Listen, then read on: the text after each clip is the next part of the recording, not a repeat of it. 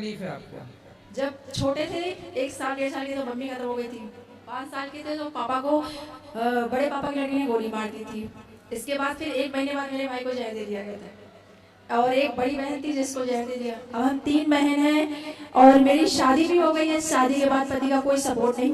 पति की शादी होने के बाद भी अकेले लाइफ में हम स्ट्रगल कर रहे हैं। तो लाइफ में सिर्फ तकलीफ खत्म नहीं हो रही है। हम सोच रहे जो कि सबके साथ अच्छा करने के बावजूद भी अच्छा नहीं। तो आपके भाई को बहन को जहर किसने दे दिया? हमारे चाचा और दादा ने मिलके उन्होंने हमारी जमीन हड़पी, पापा को मारा, भाई को जहर दिया, मम्मी बचपन में खत्म हो गई और अभी तकलीफ खत्म नहीं हो रही। तो अभी वो चाचा और ताऊ हैं? हाँ वो है, हमारी जमीन हड़प के रखी है और अभी अब उनके यहाँ अगर हम जाए तो हमको जान से मार देंगे। हमारी जमीन कब्जा करके रखी है चाचा ने? चाचा बड़े पापा। तो आप लोगों ने केस वेस नहीं किया? केस किया था, बहुत छोटे छोटे थे, 5 साल के थे। मतलब उस समय कोई समझ नहीं थी, उन्होंने बयान बदलवा दिया था और अब बड़े हुए हैं तो जमीन का केस वगैरह देख रहे हैं। लेकिन जो उनको बिगवाने जाओ तो वो उसको धमका देते हैं। अच्छा, कोई सपोर्ट नहीं करता? कोई भी नहीं सपोर्ट करता, कोई भी नहीं। हम 3 ही बहन हैं और तो एक तीनों बहनों का विवाह हो गया? नहीं, सिर्फ एक का हुआ है। तो विवाह आपका किसने करवाया? बड़ी सिस्टर ने। आपकी बहन का विवाह हो चुका? नहीं, उन्होंने नहीं किया क्योंकि वो बड़ी थी तो जिम्मेदारी तो थी। तो अभी वो कहाँ है? अभी तो वो घर पे है। कोई चाचा के पास? नहीं नहीं नहीं, हम लोग अपने यहाँ मतलब मौसी के यहाँ रहते हैं। तो बड़ी बहन ने आपका विवाह कर दिया और छोटी बहन भी विवाह के योग्य है? हाँ, छोटी विवाह ने किया है। तो बड़ी अपना नहीं करेगी विवाह? बड़ी नहीं करेगी क्योंकि वो हम लोग की जिम्मेदारी देख रही है। नहीं तो वो अपना भी, अब आपकी पूरी होगी तो वो अपना भी कर ले विवाह। हाँ मतलब वो करेंगे ही नहीं, मतलब उनको ऐसे ही, मतलब वो कह रहे कि हम ऐसे ही रहेंगे जब हम। तो फिर आपका विवाह हुआ, पति कहाँ है? कौन? पति? पति मेरे घर पे हैं। बैठो मेरी माँ, बैठो शांति से। पति घर पे हैं? हाँ। तो पति ध्यान नहीं रखते आपका? पति ध्यान क्या रखते? पति का कोई सपोर्ट ही नहीं। मतलब पति जैसे एक मियां बीवी होते हैं तो उनका मतलब एक होता है कि अगर एक पहिया सही है दोनों को मिलके चलना होता है। सबसे ज्यादा एक केयर, रिस्पेक्ट, एक दूसरे को समझना, एक दूसरे के लिए साथ खड़े होना। अगर वो मतलब हर दुख सुख में साथ करना, प्रेगनेंसी लेके हर चीज में, तो वो किसी भी चीज में आज तक हमको सपोर्ट नहीं किया ना। मतलब 4 साल शादी हो रहे, हमने उनको ईमानदारी से हर चीज दी, समझी, लेकिन उन्होंने कभी सपोर्ट नहीं किया। किस तरह का सपोर्ट चाहते हैं आप? मतलब ये है कि जैसे अब एक माँ अगर मतलब माँ बनती है, प्रेगनेंसी होती है तो पति का सपोर्ट चाहिए, चाहे वो कोई भी। तो पति आपके साथ नहीं है? नहीं। किसके साथ है? वो अपने घर पे हैं। वो अपने घर पे है, मतलब अपने माँ बाप के पास? हाँ, माँ बाप के पास। तो आपको भी अपने सास ससुर के पास होना चाहिए ना? तो हम वहीं पर थे, 4 साल हम उनके साथ दिया। अब हम आए हैं उस चीज को मतलब हमने काफी समझाया, चीजें समझाई उनको। नहीं तो आपके पति क्या चाहते हैं? वो क्या कहते हैं कि आप घर पे ही रहो? नहीं, वो ये चाहते हैं कि हम उनके माँ बाप की सेवा करें। हमको सेवा करने में, काम करने में कोई दिक्कत नहीं, हमें उनको सपोर्ट करने में कोई दिक्कत नहीं, क्योंकि हर इंसान काम करता है और हमारे माँ बाप नहीं है तो हमको तो लगता है कि हम उनकी सेवा करेंगे। तो भाई हमारे तो माँ बाप नहीं, तो हमको अगर बिटिया समझेंगे तो हम क्यों नहीं माँ बाप। लेकिन उनको क्या है कि वो नहीं समझ रहे हैं, मतलब कि उनको बस ये है कि काम करते रहो, हमको समझो। हम बच्चे से कोई लेना देना नहीं। हम तो ऑफिस 10 बजे जा रहे हैं, 2 बजे आ रहे हैं, तुमसे लेना बच्चे से मतलब नहीं। ये सब चीजें देखो, ये सब हर घर में लगभग छोटी छोटी बातें हैं, होती रहती हैं। इन बातों के कारण अपने पति को, अपनी गृहस्थी को ना छोड़िएगा, पति के साथ रहिएगा। आज शादी के 4 साल ही हुए हैं, है ना? अभी टाइम दीजिए अपनी गृहस्थी को। आम का पौधा लगाओगे ना, पेड़, तो उसमें भी फल आने में 5 साल लगते हैं। पुराना देसी आम, वो भी 5 साल बाद फल देता है। गृहस्थी को थोड़ा मैच्योर तो होने दो, पकने तो दो। अभी 4 साल बहुत लंबा टाइम नहीं है बेटा। और पीते भी हैं, पी के आएंगे, पीते हैं। और सबसे बड़ी बुरी बात ये लगती है कि जब एक औरत को एक जरूरत होती है, जब वो माँ बनती है, जब बच्चा होता है, तो एक पति का सबसे ज्यादा जरूरत है। अब माँ बाप नहीं है, वहाँ पे सास ससुर हाथ खड़े कर लो, चलो ठीक है, पति को तो आना चाहिए था, होना चाहिए। तो पति नहीं आए थे? नहीं आए थे। मेरी बहन बड़ी वाली। तो आपके सास ससुर थे? नहीं थे। आपकी बच्ची का जब जन्म हुआ, बेटा बेटी क्या है? लड़की है। तो लड़की का जन्म हुआ तब सास ससुर नहीं आए? नहीं। पति भी नहीं आए? नहीं।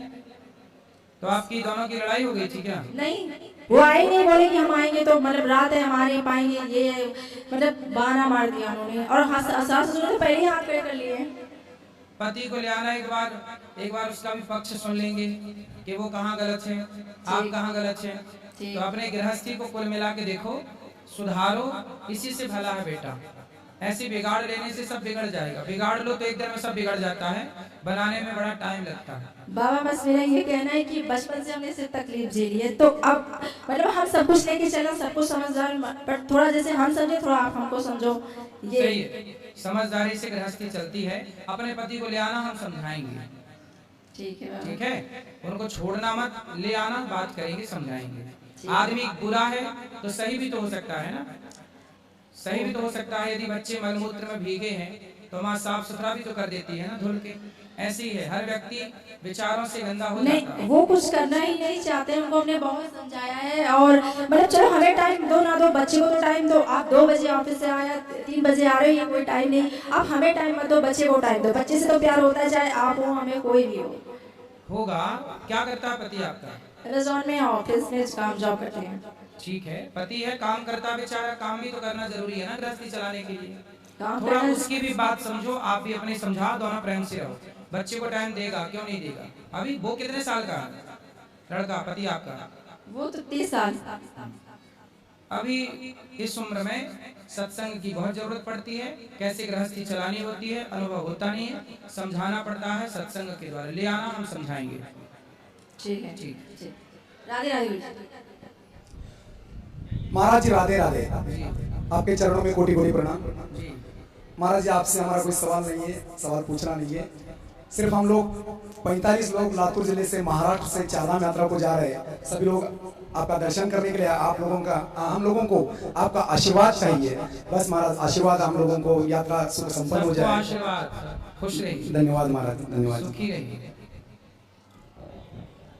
राधे राधे गुरु जी। हाँ जी। वैसे हम राजस्थान से पर गुजरात में रहते हैं ना, तो उसको अभी बोर्ड एग्जाम का रिजल्ट आया ना, तो उसमें मैंने टॉप किया है। आप बस आपका आशीर्वाद चाहिए। वाह, अच्छा, ऐसी टॉप करते रहो, मन लगा के पढ़ते रहो। और ये छोटी बहन मेरी बात माताओं का करना दर्शन चाहती कर है। लेना, सब लोग ऊपर माताओं का प्रसादी पाके जाना। जी। श्री रामचंद्र कृपाल वज्र हरण भव भय दारुणम नव कंज लोचन कंज मुख पर कंज पर कंजारुणम कंदर पे अगरित अमित छवे नवनी ननीन सुंदर पट पीत पानव तरित रुचि शुचि मिजन कुशुत विरो पदीन बहुत सुंदर। गणेश अनवदेत्य वंशनि कंदन। बढ़िया। गुरुजी खुश रहो। चलो, वाह, सुंदर, खुश रहिए, खुश रहिए। और किसका प्रश्न है? इस तरफ लिया माइक। नमस्ते, राधे राधे महाराज जी। महाराज जी, मेरा प्रश्न ये है, मोक्ष क्या है, मोक्ष की स्थिति क्या है और मोक्ष का अनुभव क्या है? अगर एक बार हमें मोक्ष मिलता है तो दोबारा जन्म संभव है या नहीं है? मोक्ष के बाद यदि आप चाहोगे तो भगवान आपको फिर भेज सकते हैं। मोक्ष व्यक्ति, मुक्त व्यक्ति आए जाए, मोक्ष वाला यही है। मोक्ष का मतलब है कि कभी भी जैसे आपका मोक्ष हो गया तो भगवान से आप कहेंगे कि प्रभु मुझे फिर भेज दीजिए, तो भगवान अपने कार्य के लिए आपको यहाँ भेज सकते हैं कि जाओ आप धर्म का प्रचार करो, भक्ति का प्रचार करो। और फिर प्रचार करके, जैसे मीराबाई, सूरदास, ये सब मोक्ष वाले आए, प्रचार किए, चले गए। अच्छा, तो ठीक है। मोक्ष वाले ये हैं।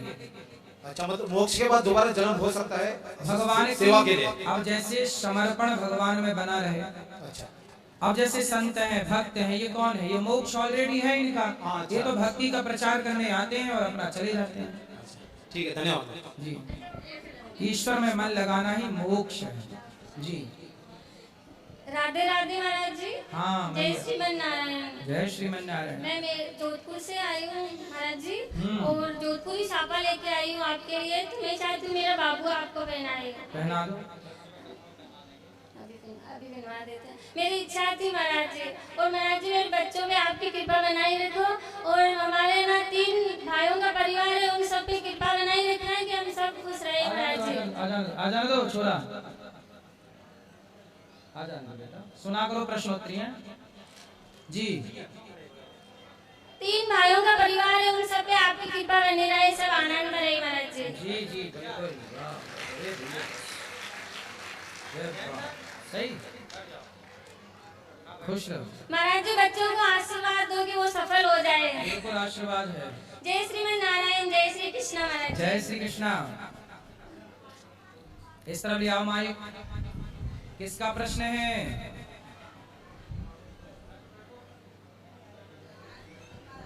गुरुजी राधे राधे। जी गुरुजी हम आपके गुरुकुल में पढ़ना चाहते हैं। पढ़ो, बात कर लेना।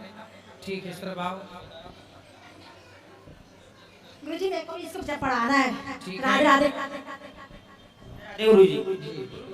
चलो यहाँ बात कर लो, इस तरफ सब बैठ जाओ।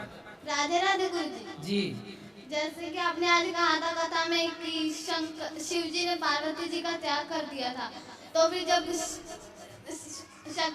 वो सती माता जब जलने लगे थे तब शिव जी ने क्यों उठाया था पार्वती? वो तो देखो अपना धर्म पूरा कर रहे थे, कर्तव्य त्यागने को लगे थोड़ी के अब तुम्हें देखेंगे भी नहीं। ठीक है, राधे राधे। अलग त्याग की परिभाषा आपको समझनी पड़ेगी वहां दो। गुरुजी राधे राधे। सब गुरुजी बैठो। कुछ लोग ये कहते हैं कि स्वर्ग और नर्क जो है ऊपर है, कुछ लोग कहते हैं कि नहीं, व्यक्ति यहीं पर जाता है देख के। यहाँ भी है वहाँ भी है, दोनों जगह है। कैसे सब? आपको कहाँ वाले में जाना है? यहाँ वाले में कि वहाँ वाले में? कहाँ पर है, कहाँ पर गुरुजी? सरकारी हॉस्पिटल जाना, जर्नल वार्ड चले जाना, वो आपको नर्क का डेमो मिल जाएगा। हॉस्पिटल क्या है? नर्क है गुरुजी। नर्क है। और आप हरे भरे पार्क में हैं, हरे भरे हरियाली के बीच में एक अच्छे घर में अच्छा खा पी रहे हैं, आपके आसपास बहुत सारे आपकी सेवा में खड़े हैं, ये स्वर्ग है। यहीं पर आपके पास पैसा है, आप स्वर्ग में हैं, आपके पास सब कुछ है, और आप बीमार पड़े हैं, कैंसर में हैं, आप नर्क में हैं। ऐसे ही वहाँ भी है स्वर्ग और वहाँ भी है नर्क। ठीक है गुरुजी, राधे राधे। गुरुजी राधे राधे। जी गुरुजी मेरा ये प्रश्न है कि एकादशी हर बार क्यों आती है? आप क्या चाहते हैं, ना आए? बताओ नहीं भाई, हर बार संडे आता है कि नहीं? आता है। संडे से दिक्कत है आपको? नहीं फिर एकादशी से क्यों दिक्कत है? नहीं, उसका कारण क्या है? जैसे संडे मंडे ये 7 दिन हैं, उसी तरह तिथियां भी 15 हैं, प्रतिपदा से लेकर अमावस्या तक। प्रतिपदा, द्वितीया, तृतीया, चतुर्थी, पंचमी, षष्ठी। 8 के बाद क्या आता है? 8 के बाद 9 के बाद 10 के बाद 11। हाँ, जैसे 10 के बाद 11 आएगा ही, उसी तरह 10वीं तिथि के बाद एकादशी तिथि आएगी ही, और महीने में 2 बार तिथि आएगी। जैसे महीने में 4 बार 3 बार संडे आ जाते हैं, आएंगे ही जाएंगे कहाँ, घूम फिर के आनी आना। ऐसी तिथियां है ना बेटा, घूम फिर के वहीं आना है। और मेरा दूसरा प्रश्न यह है कि गौरी गोपाल गुरुकुल में मतलब कि कौन से क्लास के बच्चे को एडमिशन होता है? अभी तो पूरा पैक है, अगला जब गौरी गोपाल विद्यालय जो बन रहा है वो जब बन जाएगा तो कक्षा 1 से लेके 12वीं तक। राधे राधे गुरुजी। राधे राधे गुरुजी। जी बोलो। ठीक। गुरुजी राधे राधे। जी गुरुजी मेरे 2 प्रश्न हैं। पहला, एकादशी में सेंधा नमक खा सकते हैं? खा सकते हैं। और दूसरा, सीता माता रावण की बेटी कैसे थी? सीता माता किसकी बेटी? रावण। रावण की बेटी कैसे थी?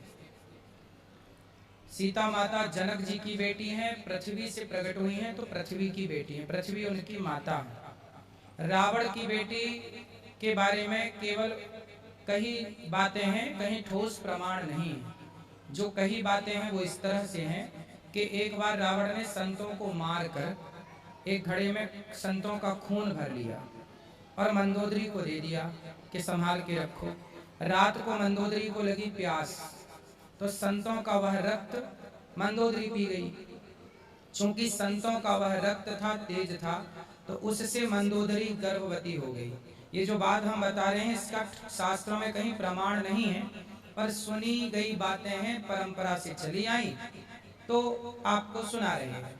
इसका कोई प्रमाण नहीं है इन बातों का, लेकिन प्रचलित है। तो रावण ने मंदोदरी वो खून पी करके गर्भवती हो गई। फिर उन्होंने रावण ने गर्जना की तो मंदोदरी का गर्भ गिर गया। उसी गर्भ को उसी घड़े में डालकर रावण ने उस घड़े को जमीन पर गाड़ दिया, जनक जी की जमीन पर। जब सोने का हल बनाकर जनक जी ने उसे खुदाई की तो वहां सीता मैया प्रकट हुई। तो इस भाव से रावण की बेटी माना जाता है। बाकी और कोई विशेष ठोस प्रमाण नहीं है इस बात के कि रावण की बेटी सीता है। और गुरुजी मुझे भगवत गीता चाहिए, पढ़नी है मुझे, तो यहाँ मिल सकती है? हाँ, सब जगह मिल जाती है बेटा, किसी भी पुस्तक की दुकान में ठीक मिल जाएगी। गुरुजी राधे राधे जी गुरुजी 7 दिन का पोथी पाठ हो रहा है गुरुजी, लेकिन आखिरी दिन हम नई ट्रेन हमारी छूट जाएगी तो चले जाएंगे, तो हमारा प्रसाद पहुंच जाएगा गुरुजी। हाँ, आपके एड्रेस पर पहुंचेगा। ठीक, राधे राधे। खुश रहिए। गुरुजी प्रणाम। गुरुजी मैं उत्तराखंड का जिला चंपावत धाम का रहने वाला हूँ। वहाँ से वो पूछ रहे हैं कि जो गुरुजी उसमें टीवी में जो दिखाते हैं वो और जो आप देख रहे हो तो कोई फर्क है कि एक ही है? कि वो तो उसमें ब्रेक भी लेते हैं, तो तुम्हारी यहाँ ब्रेक लेते तो क्या करते हैं? मेरा कोई जवाब नहीं था इसका। कहाँ से कौन सा ब्रेक? जैसे टीवी में ब्रेक लेते हैं ना। कहाँ ब्रेक आता है टीवी पर? जब 3 घंटे कथा चलती है तो कथा ही आती है। नहीं, ब्रेक आता है। अरे कथा जब 3 घंटे साधना चैनल पर 3 बजे से 6 बजे चलती है ना, उसमें कोई ब्रेक नहीं आता। DD2 में जो आता है। हाँ, बाकी चैनलों पर तो ब्रेक करके वो रिकॉर्डिंग चलाते रहते हैं। लाइव जब चलती है उसमें ब्रेक नहीं होता। DD2 में वो तो चलाते रहते हैं। अच्छा, और तो ये पूछ रहे थे वो ये पूछ रहे थे कि ब्रेक लेते हैं तो उस समय क्या करते हैं? गुरुजी क्या करते हैं ये पूछ रहे थे। अब गुरुजी ब्रेक लेते हैं। अभी ये बताओ कि आप 3 घंटे यहाँ कथा सुनते हो ना? नहीं, उससे ब्रेक तो होता ही नहीं है। नहीं होता ना? तो यही सत्य है कि 3 घंटे कोई ब्रेक नहीं होता, कंटिन्यू कथा होती है। उस कथा में इस कथा में फर्क नहीं है। हर कुछ नहीं है, ऐसा है ना। अब रिकॉर्डिंग लोग चलाते रहते हैं अपने अपने तरीके से। जहाँ ब्रेक लगाना हो वो टीवी वाले ब्रेक लगा